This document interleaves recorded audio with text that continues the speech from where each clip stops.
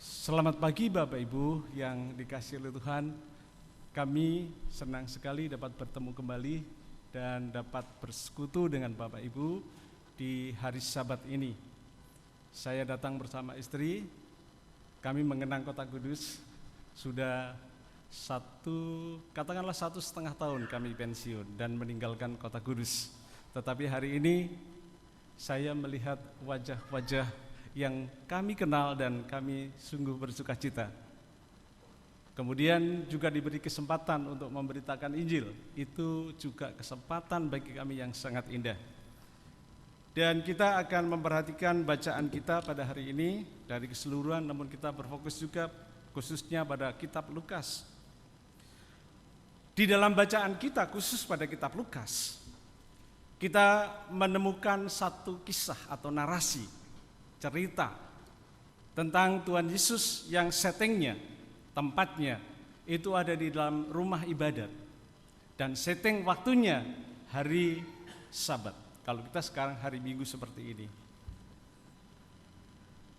Tuhan Yesus kita seringkali menemukan di hari Sabat ketemu dengan kisah-kisah yang berbeda di tempat ibadah bersama dengan murid-muridnya. Ini mengindikasikan bahwa bagi Tuhan Yesus ibadah itu tidak boleh dilupakan. Ibadah itu dinomorsatukan. Nah, dari kisah ini kita akan menemukan paling tidak ada 3 hal yang akan kita bahas. Yang pertama, dalam kaitan beragama, Tuhan Yesus bersama dengan muridnya perlu terus mengembangkan yang disebut dengan kualitas kesalehan spiritual. Dan hal itu juga yang harus menjadi perhatian di dalam hidup kita dan menjadi pertanyaan serta bergumulan. Apakah di dalam hidup ini kita selalu mengembangkan kualitas iman kita, kualitas spiritual kita? Kita akan belajar dari apa yang dialami oleh murid-murid Tuhan Yesus bersama dengan Tuhan Yesus ketika mereka bersama-sama hidup selama 3,5 tahun di bumi ini. Kita perhatikan, setiap saat Tuhan Yesus mengajak murid-muridnya pada hari Sabat untuk apa? Bersembahyang di rumah ibadat. Dimanapun, baik di sebelah utara, di Galilea, kita menemukan berkali-kali Tuhan Yesus mengajak murid-muridnya untuk bersembahyang di rumah ibadat. Maupun ketika di provinsi selatan, di Yehuda, kita juga menemukan nats-nats di mana Tuhan Yesus mengajak para muridnya untuk beribadah, bersembahyang, mendekatkan diri kepada Tuhan dalam rangka terus memupuk, mengembangkan kesalehan spiritual di dalam hidup bersama-sama. Ini menunjukkan di dalam hidup kita pun sebagai muridnya saat ini yang hidup pada masa kini, kita juga harus memperhatikan bahwa ibadat itu bukan sekedar kewajiban, tapi ibadah kepada Tuhan merupakan satu kebutuhan hidup. Kita catat, di dalam hidup ini banyak kebutuhan hidup yang tidak bisa kita tunda. Bapak Ibu perlu makan dan minum, tidak mungkin menundanya sampai dalam waktu yang lama. Ada batas, kita tidak mampu lagi menahan lapar. Tetapi apakah dalam hidup kita juga secara spiritual, secara iman punya kebutuhan seperti ini? Kebutuhan untuk memenuhi kekenyangan rohani. Kebutuhan untuk memuaskan spiritual kita. Kalau itu terjadi, maka kita akan menjadi orang yang beragama, yang selalu ingin kenyang dengan persekutuan dengan Tuhan. Dengan demikian secara beragama, sebagai orang yang beriman, kita menjadi orang yang akan sehat secara rohani. Itu yang dilakukan oleh Tuhan Yesus bersama murid-muridnya, bersama orang banyak. Bahwa hari Sabat merupakan hari di mana mereka murid-muridnya diajak untuk selalu beribadah kepada Allah. Tidak peduli dimanapun tempatnya, baik di utara maupun di selatan, baik dalam perjalanan maupun sedang dalam pengajaran, selalu mendahulukan untuk mencari wajah Allah. Karena di dalam ibadah tujuannya bersembayang mencari wajah Allah dan menikmati kehadiran Tuhan. Prinsip ini yang harus ada pada diri kita. Kalau kita duduk di tempat ini, yang harus kita lakukan adalah mencari wajah Allah, untuk menyembah Allah dan menikmati hadirat Allah. Bagaimana? Apakah kita saat ini yang duduk di sini merasakan hal itu?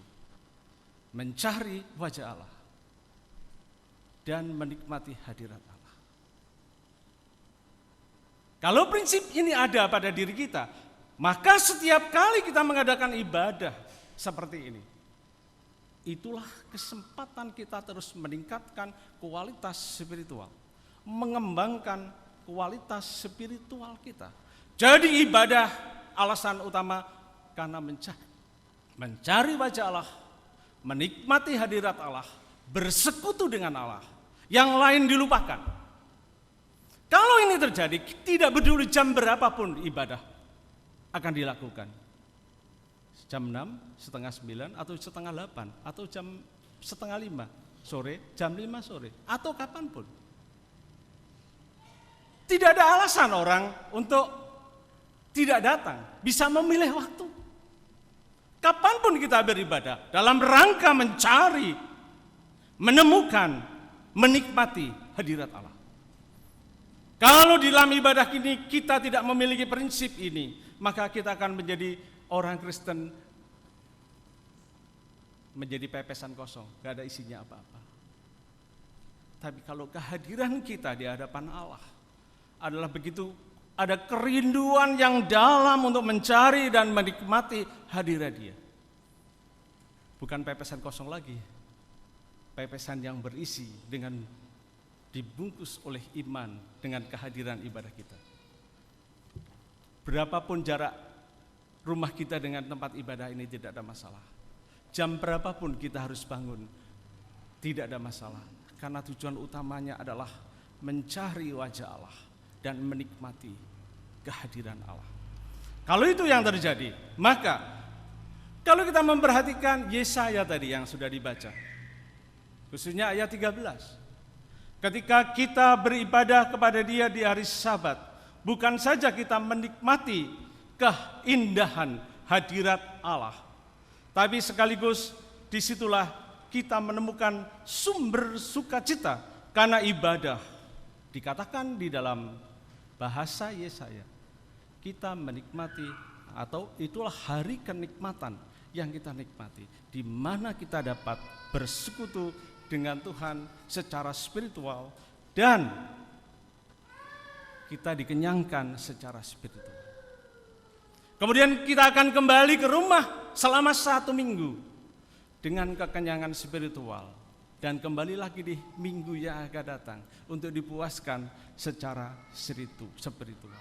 Kalau kita merasa seperti itu dalam hidup, dalam rangka ibadah, kalau begitu ibadah merupakan kebutuhan yang harus memuaskan iman, memuaskan spiritual kita. Dengan menikmati seperti ini, untuk apa? Di dalam bahasa Mazmur tadi diungkapkan, ketika kita menikmati hadirat Allah, kita menemukan kehadiran Allah, maka yang terjadi di dalam Mazmur pasal 103 ayat 4 dan 5 sampai 5, Dia yang ketemu dengan kita, Dialah yang akan mengampuni segala kesalahan kita. Saudara, siapa yang tidak pernah bersalah di dalam hidup ini? Mari kita uji. Saya dan para bapak-bapak yang sudah punya istri, berapa kali kita menyakiti hati istri kita selama 1 minggu ini? Pernah atau tidak? Mungkin dengan kata-kata yang kadang-kadang tidak kita sengaja membuat hati istri kita sakit. Atau para ibu, para istri, coba kita uji selama 1 minggu ini. Pernah atau tidak kita menyakiti suami kita dengan perkataan bahkan perbuatan yang membuat suami tersinggung? Atau orang tua, pernahkah dalam seminggu ini kita tidak mengatakan kata-kata yang membuat hati anak kita sakit? Atau orang tua, sekarang anak kepada orang tua, gimana sebagai anak-anak? Apa kita tidak pernah bersalah kepada orang tua? Saya percaya kita semua, manusia yang lemah, yang penuh kekurangan, perlu pembebasan dari semua kesalahan dan pengampunan. Ketika kita hadir di rumah sembahyang, di rumah Allah yang kudus ini, ketika kita menikmati kehadiran Allah, kita juga perlu pengampunan. Kalau tadi Pak Masa sudah membimbing kita, membawa kita di dalam doanya, bahwa kita ini orang yang penuh dengan kekurangan dan perlu pengampunan. Kehadiran Allah di dalam hidup kita seperti ini kita gunakan, kita mohon pengampunan dari Tuhan atas segala kekurangan. Di dalam bahasa pemazmur masih dikatakan, kalau dia ketemu dengan kita dalam ibadah seperti ini, dialah yang menebus kita dari lubang kubur. Melalui Yesus Kristus kita diselamatkan. Kita terus ingin memperbaharui hubungan kita dengan Tuhan. Dan ketika kita beribadah, kita menemukan penebusan itu akan terus dipelihara. Memang penebusan diberikan ketika kita percaya, tapi kita rawat dengan terus bersekutu dengan Dia. Bahkan pemazmur mengatakan, Dia yang akan memahkotai engkau dengan kasih setia dan rahmat. Dan Dia memuaskan hasratmu dengan kebaikan. Kalau ibadah kita rasakan seperti ini, maka akan menjadi kebutuhan yang utama di dalam pertumbuhan spiritual kita. Kapanpun, cuaca bagaimanapun, jarak jauh sekalipun, kita akan utamakan. Aku perlu dikenyangkan, aku perlu mencari wajah Allah, aku perlu menikmati kehadiran Allah.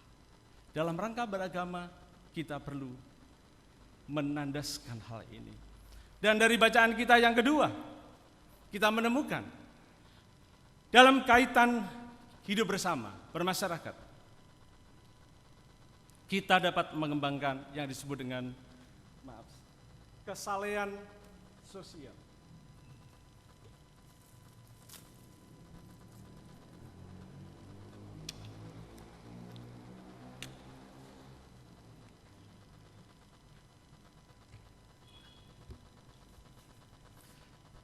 Jadi kesalehan itu bukan saja hal yang spiritual, tapi kita juga mengembangkan kesalehan sosial.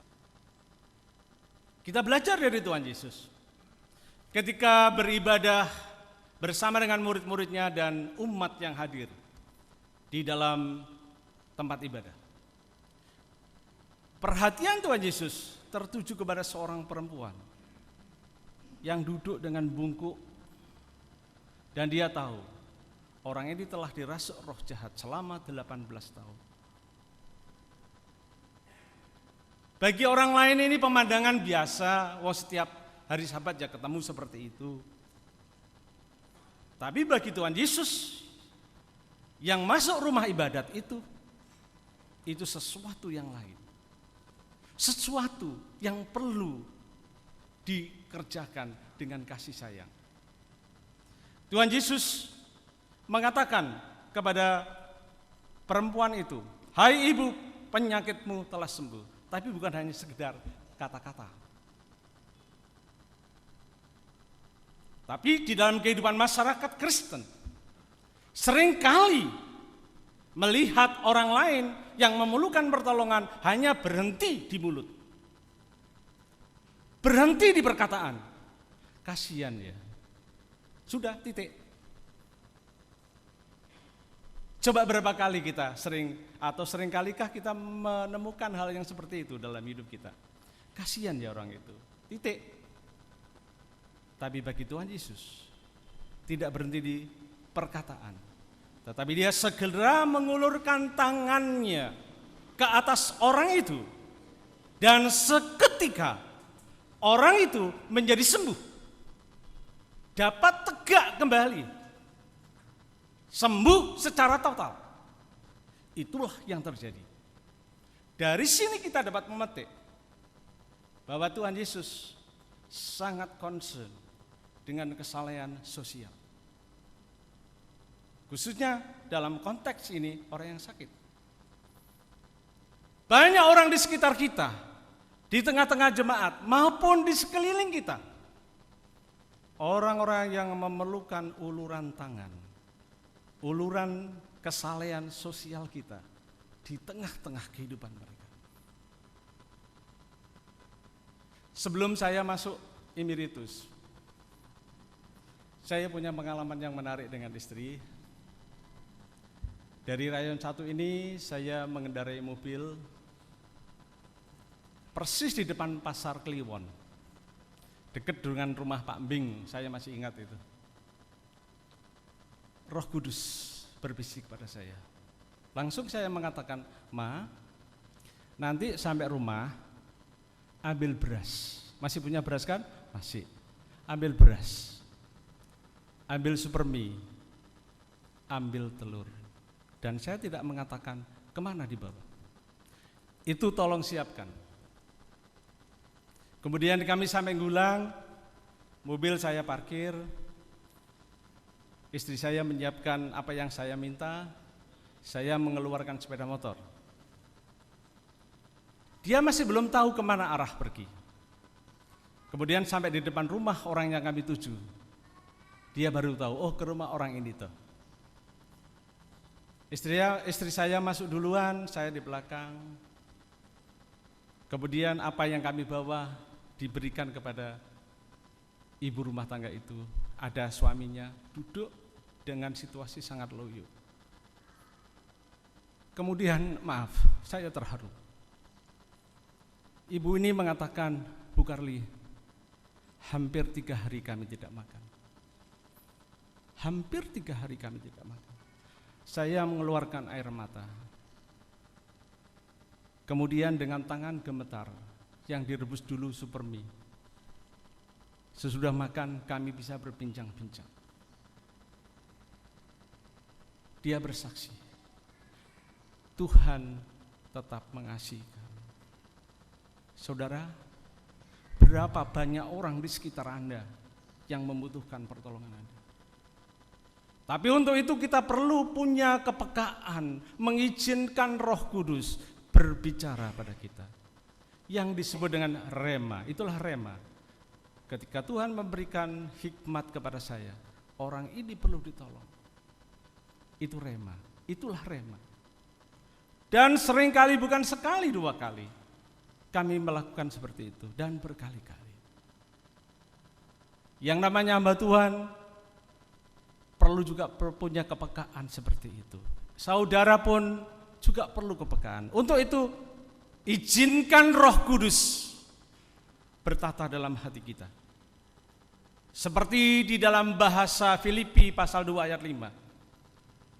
Hendaklah pikiran Kristus ada di pikiran kita, dan hati Kristus ada di dalam hati kita. Kalau pikiran Kristus ada dalam pikiran kita, kalau hati Kristus ada di dalam hati kita, maka Roh Kudus akan berkarya untuk dapat memberikan uluran tangan kepada orang lain. Tapi uluran tangan tidak harus berupa materi saja. Ketika kami setengah tahun yang lalu, belum setengah tahun lah, 4 bulan yang lalu, tiba-tiba ada seorang saudara yang saya ingin telepon. Ketika saya telepon, mengatakan, panggil saya Mas Karli, saya saat ini sedang ada di rumah sakit, sedang dalam kebingungan. Kenapa? Dokter mengatakan bahwa kanker saya sudah menjalar kemana-mana. Yang dikhawatirkan sekarang ke jantung. Lalu bagaimana? Dia gelisah sesudah diberitahu dokter penyakit yang sesungguhnya. Di saat gelisah itu saya telepon. Yang saya ingat adalah, Dek, hidup itu adalah di tangan Tuhan. Dia tahu yang terjadi dalam hidup kita. Dia tahu semua kesusahan kita. Dia tahu penderitaan kita. Pasrahlah kepada Dia. Memang pada akhirnya orang ini meninggal. Dan pada saat meninggal, yang diingat dulu adalah nama saya. Kalau terjadi apa-apa, ingat mas sekali. Betul, ketika dalam perjalanan suaminya pulang ke rumah membawa jenazah, yang ditelepon saya adalah, yang ditelepon duluan sebelum keluarga yang lain adalah saya. Jadi pertolongan ketika kita memberi kekuatan, ketika kita memberi pertolongan dengan cara demikian, Tuhan pun memakai kita. Banyak hal.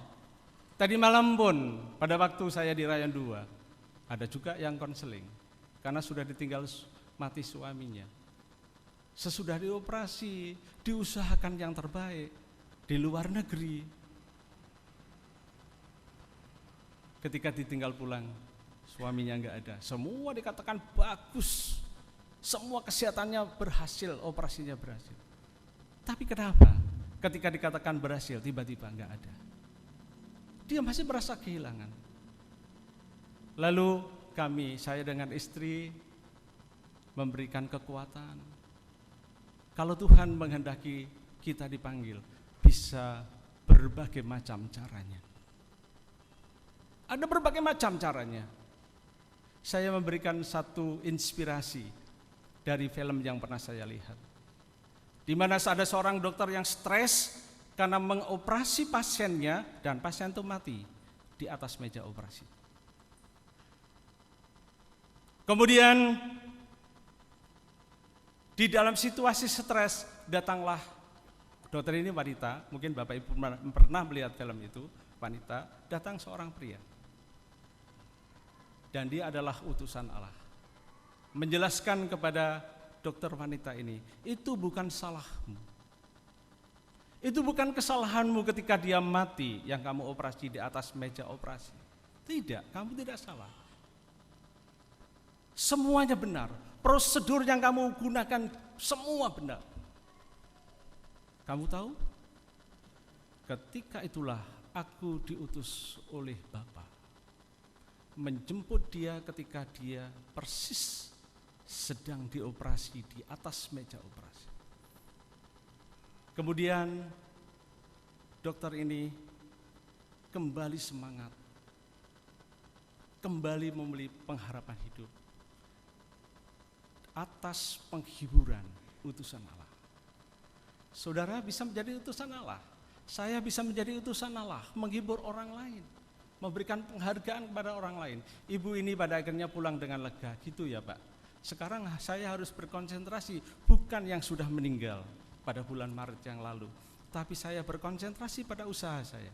Saya berkonsentrasi kepada anak-anak saya. Itulah yang harusnya terjadi. Memang kita pernah kehilangan, ada rasa duka, ada rasa sedih, tapi jangan kita terlarut di dalam kesedihan. Kita bisa membantu, kita bisa merasakan membantu orang lain supaya punya pengharapan. Itu pun Anda dan saya mengulurkan tangan, memberikan pertolongan kepada orang yang lain. Jadi begitu banyak penghargaan bisa diberikan. Melalui ucapan kita, melalui penghiburan kita, kita memberikan jamahan berkat kepada orang yang membutuhkan. Saudara yang dikasihi oleh Tuhan, kalau kita di dalam hidup ini peka terhadap kehadiran Roh Kudus dan rema dari Roh Kudus, kita akan bisa menjadi berkat. Saya teringat tokoh Mennonite yang mengatakan begini, ini masalah materi. Setiap barang berharga yang ada pada rumahmu, yang tidak kamu pakai lagi dan kamu simpan, mungkin hanya jadi lapuk. itu berarti kamu menyimpan berkat bagi orang lain. Saya terharu dengan tokoh Mennonite ini. Ketika kita punya apa yang tidak kita pakai lagi, tidak kita butuhkan lagi. Sebenarnya itu adalah berkat bagi orang lain yang membutuhkan uluran tangan kita, yang kita tahan. Kemudian saya sering membayangkan, kalau nanti saya mati, Tuhan tidak akan bertanya, "Hai Carly, harta bendamu itu berapa banyak? Rumahmu tingkat berapa? Tabunganmu berapa?" Ya namanya pendeta, Bapak Ibu tahu semua, nggak punya apa-apa. Tidak tanya itu. Yang ditanya, setiap berkat yang aku berikan kepadamu, yang aku percayakan kepadamu, berapa banyak yang kau berikan kepada orang yang membutuhkan? Berapa banyak yang kau berikan kepada orang yang sungguh menangis membutuhkan itu? Dan barang itu kalau mati tidak kita bawa. Dengan tindakan itu kita menyimpan harta surga. Saya sering ditegur, apa yang ada pada diri kita yang tidak kita gunakan lagi, itu adalah menyimpan berkat bagi orang lain. Mari kita perhatikan di dalam hidup kita, berapa banyak berkat orang lain yang masih ada dalam tempat kita. Kita minta bimbingan Roh Kudus. Kita minta rema dari Allah. Kepada siapa Tuhan? Saya harus mengulurkan tangan. Dan saya percaya kalau Bapak Ibu bergumul, menempatkan hati Kristus di dalam hati kita, menempatkan pikiran Kristus di dalam pikiran kita, maka pikiran dan hati Bapak Ibu akan menolong orang yang tepat. Amin. Itulah yang harus ada. Dan yang ketiga,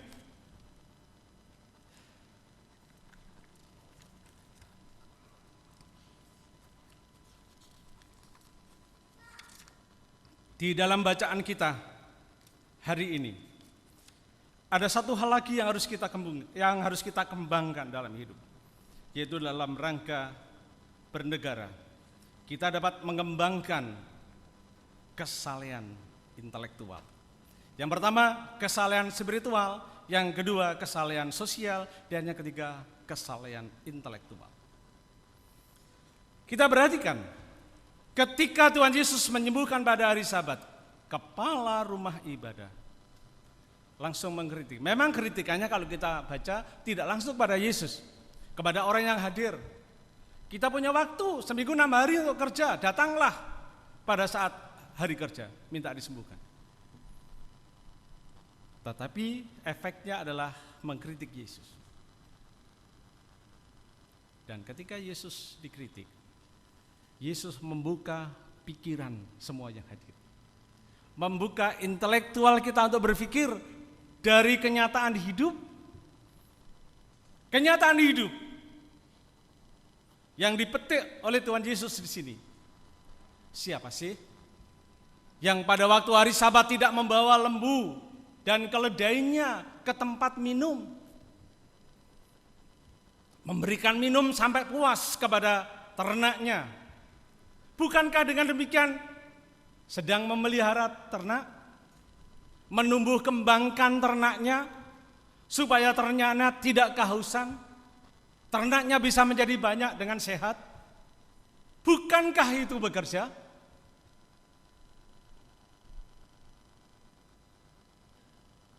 Nah, seandainya kepala ibadah ini menggunakan cara berpikir yang lebih lembut, sederhana, tidak dikritik, mungkin ditanyakan kepada baik yang hadir maupun Tuhan Yesus sendiri, bolehkah orang menyembuhkan orang sakit pada waktu hari Sabat? Kalau itu menjadi pertanyaan, akan menjadi diskusi, bukan menjadi mengkritik, bukan serang menyerang, tapi menjadi sesuatu yang lembut, yang indah, yang smooth percakapannya. Di dalam hidup ini, kita pun perlu seperti itu. Perlu bijak di dalam hidup, supaya perjalanan hidup secara intelektual berkembang. Saya pernah memberikan kesaksian ketika saya ceramah berkali-kali di tempat ini. pada waktu saya masih aktif dalam bina keluarga, saya itu terkesan ketika kami pertama kali nikah. Saya yang pertama kali diajar oleh mama saya sejak kelas 4 untuk masak. Seandainya tidak malu mungkin ikut master chef gitu ya. Ketika awal menikah, bertengkar terus dengan istri saya. Orangnya ada di belakang, boleh ditanya nanti. Itu ngapusi apa sungguh itu. Jadi misalnya, dia masak. Saya bilang, "Mah, masak kok ada asin gini?" Dia marah. Sekali waktu dia buat rawon. Ya. Kurang jeruknya, daun jeruk. "Mah, apa kehabisan daun jeruk?" Marah lagi. Sekali waktu dia masak lagi, kunirnya masih mentah. Kalau di di gongso itu kan harus matang, masih mentah. Masak masih mentah gini, lama-lama, "Pak, Rineo masak dewe." Bagi saya masak tidak ada masalah. Tapi akhirnya saya mengubah. Lah kalau gini perang terus saya. Kalau saya kritik, lah sekali waktu akhirnya, "Mah sini, saya icipi, tambah garam sedikit boleh enggak?" "Enggak apa-apa, kasih sendiri." "Coba dicicipi lagi, enak enggak?" "Enak." "Mah ini supaya rasanya mantap, tolong kasih gula sedikit." Kita coba, "Lebih enak enggak, Mah?" "Iya enak." Dengan cara itu kami semakin akrab di dapur. Nah sekarang setiap saat kalau saya di rumah, "Pak, sini, ada apa?" Saya suruh ke dapur, "Icipi sik," tukang icipi sekarang.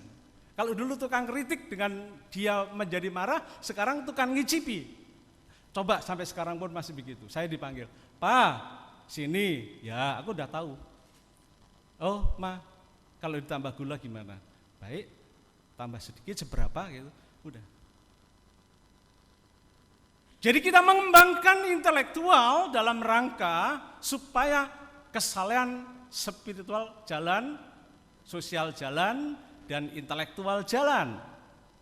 Di dalam hidup seperti ini yang harus terjadi di tengah masyarakat. Saat ini kehadiran kami, kalau dulu istri saya sangat trauma dengan orang pakai kerudung. Betul-betul trauma. Ketika kami didatangi di rumah dengan orang banyak, dia sudah deg-degan, ada apa ini? Kenapa? Tapi ketika orang itu datang menjelaskan, kami mau minta tolong supaya diajari latihan kur. Dan latihan kurnya terus terang fatayat.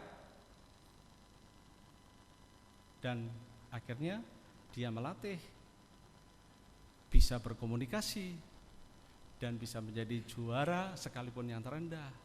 Dan saat ini tidak ada trauma. Kami bisa bertukar pikiran. Bahkan ketika dia sedang masak, datang ke rumah, "Bu, ajari saya suara 2 nih gimana, Bu?" Masaknya ditaruh dulu. Itu terjadi saat ini. Jadi saudara, kita perlu mengembangkan intelektual kita. Kesalehan intelektual kita di tengah-tengah masyarakat perlu terjadi. Supaya dalam berbangsa kita semakin kelihatan indah. Jadi kalau begitu dalam hidup ini, sesuai dengan apa yang kita baca, kita dapat menemukan 3 hal. Yaitu mengembangkan kualitas kesalehan spiritual, mengembangkan kualitas kesalehan sosial, dan mengembangkan kualitas kesalehan intelektual. Kalau itu terjadi, hanya satu yang terjadi. Seperti orang yang disembuhkan ini, kemuliaan bagi nama Allah. Bukan nama kita yang dipuji. Bukan mencari nama supaya bendera nama kita dikerek. Tidak. Nama Allah yang dimuliakan. Kalau itu terjadi, sewaktu-waktu kita kembali ke rumah Bapa, kita pulang dengan sukacita. Biarlah Tuhan memberkati kita dan memelihara hidup kita. Amin.